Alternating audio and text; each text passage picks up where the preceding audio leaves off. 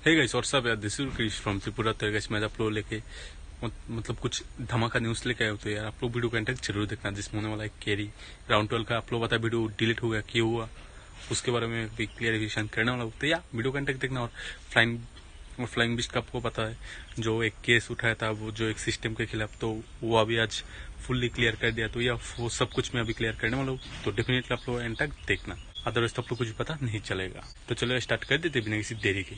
कहिए सबसे पहले बात करते हैं राउंड 12 का जो वीडियो डिलीट हुआ। वो यार एक्चुअली डिलीट नहीं हुआ, और गाइस वो वीडियो यार बहुत सारे रिकॉर्ड ब्रेक कर चुका है, जैसे आप लोग डिस्प्ले पे देखने के लिए मिल रहा है, तो देख लो यार। तो इस राउंड 12 का जो वीडियो वो डिलीट नहीं हुआ, ये वीडियो प्राइवेट हो चुका है। अगर आप वो वीडियो अभी ओपन करते तो शो करता है कि प्राइवेट हो चुका है। तो राउंड 12 खुद उस वीडियो को प्राइवेट कर दिया। तो अभी क्यों किया, क्या रीजन क्या है, वो अभी क्लियर नहीं हुआ, कुछ बोला नहीं राउंड 12 ने। तो यार अगर बोल देते हो तो आप लोगों को मेरे थ्रू पता चल जाए। तो चैनल को सब्सक्राइब करके रख दो। देन गाइस कैरी का आप लोग पता है जो एल्गर वाला सॉन्ग था, बहुत लोगों ने अपलोड किया, मैंने भी अपलोड कर देता हूँ। बहुत लोगों को कॉपीराइट स्ट्राइक मिल गया था इसके ऊपर। मतलब जो भी पैसा इस वीडियो से आएगा वो पैसा सब कैरी के पास चला जाएगा। तो इसके ऊपर कैरी ने बोल दिया कि वो जो स्ट्राइक है वो सब हट जाएगा। तो इसके ऊपर कैरी ने स्टोरी डाला अपने इंस्टाग्राम पे। एंड गाइस लास्ट जो स्टोरी है फिर न्यूज था वो था फ्लाइंग बिस्ट करके। आप लोग पता है मैंने बोला था बहुत दिन पहले, फ्लाइंग बिस्ट ने एक सिस्टम के खिलाफ आवाज उठाया था, मतलब जो एक गलत हो रहा था। तो इसके ऊपर तो गाइस वो फाइनली आज डिस्क्लोज कर दिया। तो उसका एक छोटा सा पार्ट में अभी आप लोगों को शो करने वाला हूँ, क्योंकि वो वीडियो करीब 27 मिनट समथिंग है। तो अगर आप वो वीडियो देखना चाहते हो तो जरूर उसके चैनल पे जाकर चेक कर सकते हो, मतलब देखना चाहते हो तो डेफिनेटली जाकर चेक कर सकते हो। तो अभी एक छोटा सा और सोशल लाइफ के कमिटमेंट्स अगर आपके पूरे नहीं होंगे तो आप अकेले पड़ जाएंगे।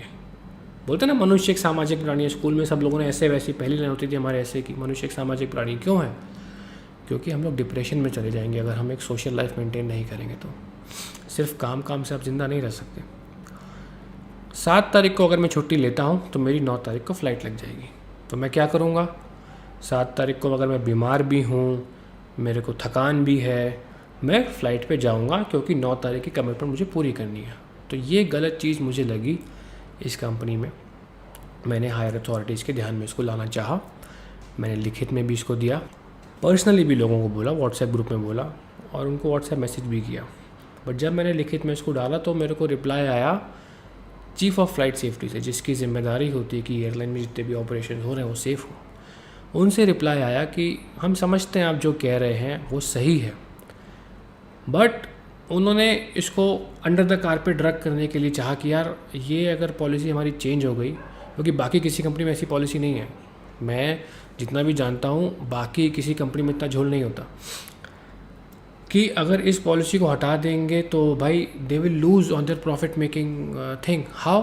बिकॉज अगर किसी पायलट की 8 छुट्टी है, 9 छुट्टी है, 10 छुट्टी है और 10 सिक लीव है, सॉरी, उस सिक लीव को आप छुट्टी दिखा रहे हो और छुट्टी के दिन काम करवा रहे हो। So you are saving that 8 और 10 pilot working days. So you are saving on man power, you are making money on that. At what cost?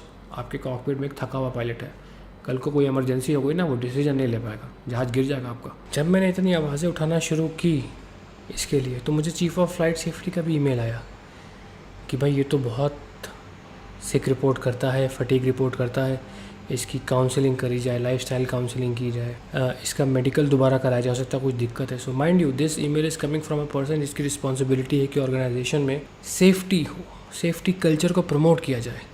और आप एक ऐसा ईमेल भेज के क्या सेफ्टी कल्चर प्रमोट कर रहे हैं? आप तो ये चाहते हैं कि कोई बंदा सिक रिपोर्ट ना करे। क्योंकि मैं हमेशा कहता था कि मैंने इस दिन सिक रिपोर्ट किया और 2 दिन बाद मेरा ऑफ़ है, तो आप वो ऑफ़ हटाएंगे नहीं, वो मेरा ऑफ़ है।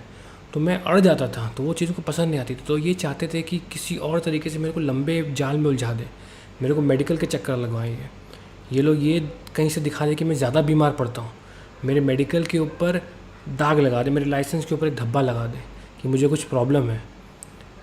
तो देवर ऑल्सो इन, अगर मैं अपना पायलट मेडिकल क्लियर करके आया हूँ और वो मेडिकल 1 साल के लिए वैलिड है, that means you are directly questioning the authorities of the air force जो कि मेडिकल क्लियर करता है पायलट्स का। और ये रेगुलेटर ने ऐसी क्यों रूल्स बनाए हैं? जब भी कोई रूल बनता है उसमें हज़ारों सालों, हज़ारों घंटों की मेहनत और एक्सपर्टीज़ लगी होती है प्रोफेशनल्स की, तब जाके वो रूल बनता है। उसको डॉक्यूमेंट कर देंगे, भाई ये रूल है, this is the safest way to operate. अगर वो नहीं होता तो वो रूल बनाते ही नहीं। Sick report and fatigue report in an airline business is a non-punitive policy. This is documented by the regulator. मतलब कि उसमें सरकार की सील लगी हुई है, वो चीज़ भी यहाँ फॉलो नहीं होती खुल्लम खुल्ला। वो जब मैंने पॉइंट आउट किया तो उनको लगा यार ये पॉइंट आउट कर रहा है, ये पॉलिसी चेंज कर देंगे तो उसका देखा है कि 10 लोग और खड़े हो जाएंगे। तो मेरे को उन्होंने प्रॉब्लम्स क्रिएट शुरू करना कर दी।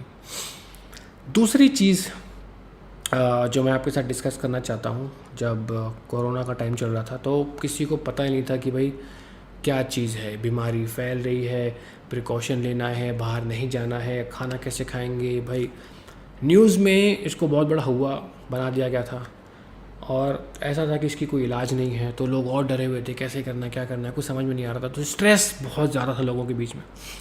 उस टाइम पे भी एयरलाइन फ्लाइंग चल रही थी। एयरलाइन फ्लाइंग से बहुत लोगों को डर इसलिए था, भाई कोरोना आया कहाँ से, बाहर से आया था, चाइना से, यूरोप से आया इंडिया में। इंडिया में तो पैदा नहीं हुआ, और बाहर से लोग आते कैसे, फ्लाइट से। कहाँ से आते हैं, Delhi, Mumbai, 2 major international hubs of India. तो अगर वहाँ से ट्रांजिट हो रहे हैं लोग एयरपोर्ट पे, मतलब हम लोग को खतरा है एयरपोर्ट पे जाने का। We have at a higher risk of getting infected from COVID virus. So if you are at higher risk, what do? You take extra precautions. तो हमारे रेगुलेटर ने वही किया, गाइडलाइंस इशू की। आई थिंक एक 17 मार्च की थी, एक 23 मार्च की थी। उस गाइडलाइंस में साफ साफ लिखा था कि प्लीज़ इन गाइडलाइंस को फॉलो करिए, तभी सेफ ऑपरेशन आप कर सकते हैं। तो वहाँ पे भी लापरवाही, कुछ गाइडलाइंस फॉलो नहीं हो रही थी। वो क्यों नहीं हो रही थी मुझे नहीं पता, लेकिन मुझे ये दिख रहा था कि क्या फॉलो हो रहा है, क्या फॉलो नहीं हो रहा। उसके पहले भी बहुत बार मैंने व्हाट्सएप ग्रुप में, जो कि एक तरीके से ऑफिशियल ग्रुप ही होता है सारे पायलट्स का, और वो कंपनी मैनेजमेंट ही उसको चलाता है, उस पर बहुत बार डाला कि ये नहीं हो रहा, ये नहीं हो रहा। 23 मार्च को, आई थिंक 23 या 22 मार्च को, when I go to an aircraft, when I sign the paper that I had। फिर वैसे अभी आप लोग क्या लगता है, आप लोग मुझे कमेंट करके जरूर बताना। आप जो मतलब यार आप लोग जो ओपिनियन है वो मुझे शेयर करना। तो कैसे इतने आज की इस वीडियो में, तो अभी आप लोग वीडियो का सलाह आप लोग मुझे कमेंट करके जरूर बताना। अगर आपको अच्छा लग गया तो प्लीज़ वीडियो को एक लाइक कर देना, चैनल पर तो प्लीज़ चैनल को सब्सक्राइब कर देना, क्योंकि मैं ऐसी वीडियो हर दिन अपलोड करता रहता हूँ। तो चलिए दोस्तों, मिलते हैं नेक्स्ट वीडियो में, तब तक के लिए बाय बाय, जय हिंद, वंदे मातरम।